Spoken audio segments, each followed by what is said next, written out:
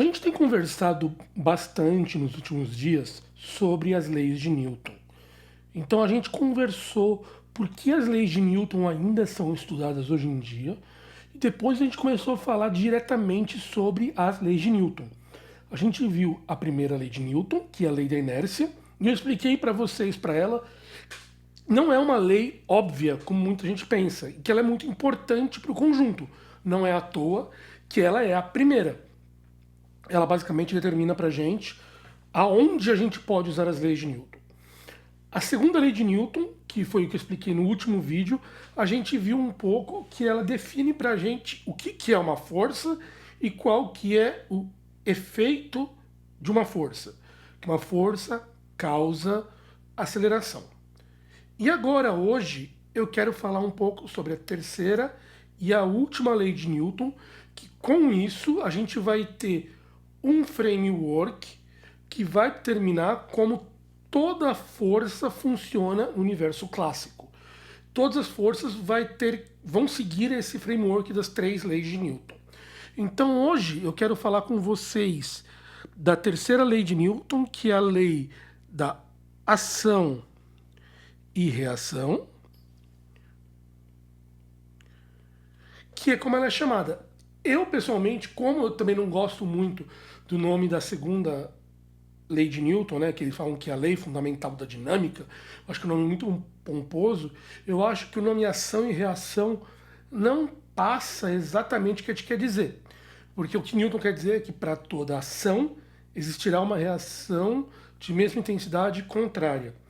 Eu prefiro dizer que para toda força vai existir uma força de mesma intensidade e contrária. Mas porque aqui a gente usa o termo ação, que é a primeira vez que aparece, e no outro e força é uma coisa que a gente já definiu em outros lugares na teoria. Então eu prefiro que a gente use o termo força do que o termo ação. Mas isso sou eu, e quem sou eu comparado com Newton, né? Então isso é só um sonho meu. Então, mas primeiro vamos então olhar o que Newton fala. Então Newton fala que para toda ação,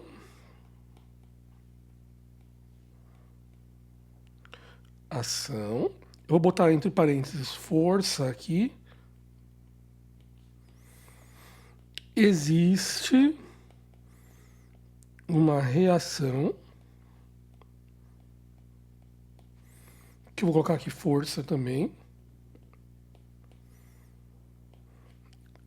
de mesma intensidade e direção contrária. Então vamos pegar o que importa aqui. Que para toda ação você vai ter uma reação de mesma intensidade e direção contrária. Esses são os pontos importantes dessa frase que a gente está escrevendo aqui. Antes da gente continuar e olhando o que está acontecendo, vamos dar uma olhada numa simulação para a gente entender o que está acontecendo. Vamos lá. Então eu vou colocar aqui. Opa. Vamos, então, antes da gente falar um pouquinho mais da teoria, vamos dar uma olhada numa simulação que é o nosso laboratório que a gente tem acesso aqui, né? Infelizmente, eu não tenho um laboratório, então eu tenho que usar simulações. Então vamos olhar aqui.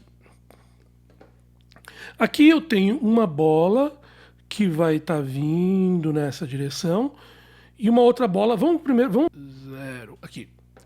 E vamos deixar ela com a mesma massa da outra bolinha aqui. Espero que a velocidade esteja certa aqui. Vamos lá. Vamos fazer aqui, ela vai vir. Na hora que... Então vamos olhar aqui essa simulação aqui, como é que acontece. A gente está vendo então aqui, ó, que essa bolinha verde vai bater nessa bolinha rosa. Vamos ver o que acontece aqui. A bolinha verde vem, ela bate na rosa, a bolinha verde volta para trás e a rosa vai para frente. Então vamos lembrar aqui, a verde mudou de velocidade. Então, como ela mudou de velocidade, significa então que houve uma aceleração envolvida. Se houve uma aceleração envolvida, tem uma força envolvida. E ela mudou de velocidade na direção contrária do que a bolinha rosa foi. Então o que a gente pode dizer aqui é que a bolinha verde aplicou uma força na bolinha rosa e a bolinha rosa aplicou uma força na bolinha verde. Então você teve uma aplicação de uma aplicou uma força em uma e outra aplicou uma força na outra. E aqui a gente tem que lembrar, deixa eu voltar aqui para o quadrinho, que aqui a gente está falando então que a força é uma grandeza, a força é uma grandeza vetorial. Então, por vetorial, a gente significa que ela tem uma direção e ela tem uma intensidade. Então, a gente pode dizer que a força da bolinha verde na bolinha rosa foi igual, então, com o mesmo módulo, mas com a direção contrária à força que a bolinha rosa causou na bolinha verde.